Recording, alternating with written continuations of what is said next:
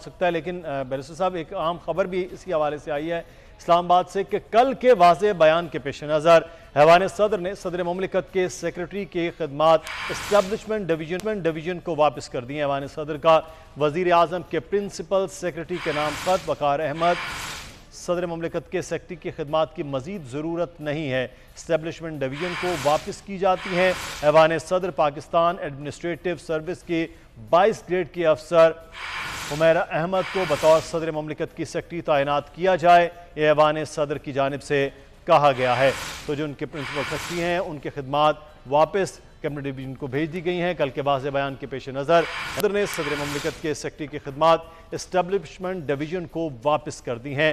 ایوان صدر کا وزیر اعظم کے پرنسپل سیکرٹری کے نام خط صدر مملکت کے سیکرٹری کی خدمات کی مزید ضرورت نہیں ہے، اسٹیبلشمنٹ ڈویژن کو واپس کی جاتی ہیں۔ ایوان صدر پاکستان ایڈمنسٹریٹو سروس کی 22 گریڈ کی افسر حمیرہ احمد کو بطور صدر مملکت کی سیکرٹری تعینات کیا جائے، یہ ایوان صدر کی جانب سے کہا گیا ہے۔